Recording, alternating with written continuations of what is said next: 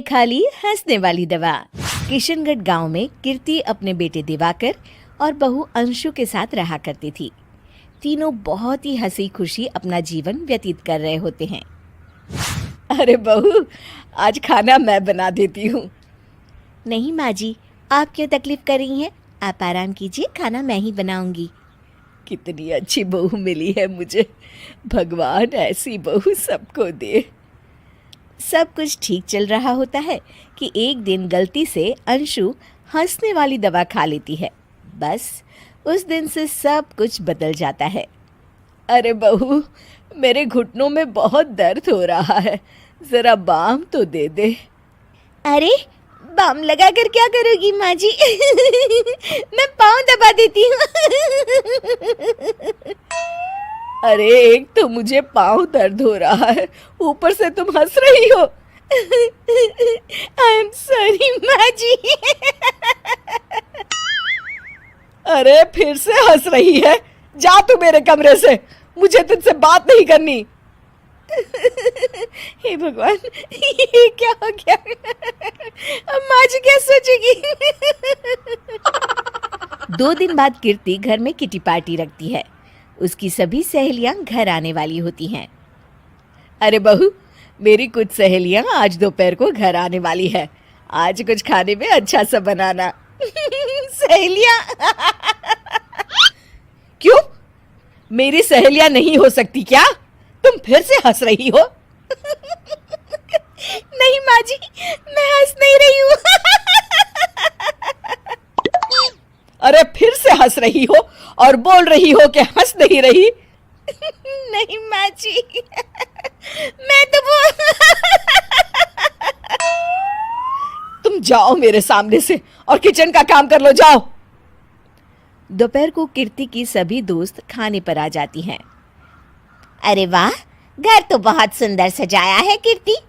अरे मैंने कहा, ये सब तो मेरी बहू का कमाल है। अरे वाह, बड़ी गुनी है तुम्हारी बहू तो। हाँ हाँ, खाना भी अच्छा बनाया है। हाँ, बहुत ही गुनी है। तो हमको नहीं मिलवाओगी क्या, या छुपा कर रखोगी अपनी हीरे जैसी बहू को? अरे नहीं नहीं, अभी बुलाती हूँ। अंशु, ओ अंशु, बहू रानी।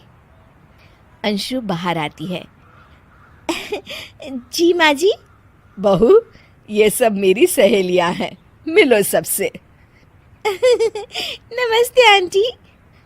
नमस्ते बेटा, बहू तो बहुत अच्छी मिली है तुमको, किस्मत वाली हो तुम। किस्मत वाली? अरे क्या हुआ? हंस क्यों रही हो? नहीं नहीं, मैं हंस नहीं रही हूँ। तभी अचानक सांची के हाथ से चम्मच छूट जाता है और उसका कुर्ता गंदा हो जाता है। अंशु फिर से हंसने लगती है।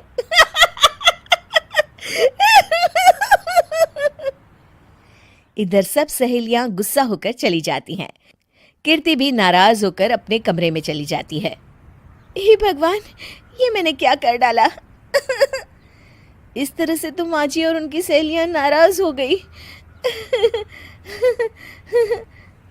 अगले दिन, बहू, ओ बहू, किधर हो? जी माँ जी। जल्दी से मेरे साथ चलो, पड़ोस वाले शर्मा जी की हार्ट अटैक से मौत हो गई है, उनके घर बैठक के लिए जाना है। अंशु तैयार होकर आ जाती है। थोड़ी देर में दोनों शर्मा जी के घर पहुंच जाती हैं। वहां पर सब रो रहे होते हैं। कीर्ति शर्मा जी की बीवी के पास बैठकर उन्हें सांत्वना देने लगती है। बड़े अच्छे इंसान थे मेरे पति। अच्छा। तुम हंस क्यों रही हो? वो अच्छे थे। हाँ हाँ, बहुत अच्छे थे अंकल। अरे अंशु, हंस मत। माँ जी, मैं हंस नहीं रही। मैं तो आंटी जी को बस दिलासा दे रही थी। सब औरतें अंशु की इस हरकत से हैरान हो जाती हैं। कीर्ति भी बहुत शर्मिंदा होती है और वो अंशु को लेकर फटाफट घर लौट आती है। अंशु, क्या हो गया है तुझे? हंस क्यों रही थी तू वहां पर? नहीं बाजी, मैं तो बस अरे तू फिर से हंस दी। जा तू अपने कमरे में, मुझे तो तुझसे बात ही नहीं करनी। मेरा बेटा ही तुझसे बात करेगा अब। रात को जब दिवाकर घर लौट आता है तो कीर्ति दिवाकर को सब कुछ बताती है। ठीक है माँ, अब फिक्र मत करो, मैं अंशु से बात करता हूँ। दिवाकर अपने कमरे में जाता है। जी आ गए आप कैसे हैं? मैं तो ठीक हूँ, बस सर में हल्का दर्द है। सर में दर्द अरे इसमें हंसने की क्या बात है? नहीं, मैं हंस नहीं रही हूँ मुझे तो फिक्र हो रही है आपकी एक तो मेरे सर में दर्द है, ऊपर से तुम हंस रही हो। अरे कैसे समझाऊं मैं आपको मैं हंस नहीं रही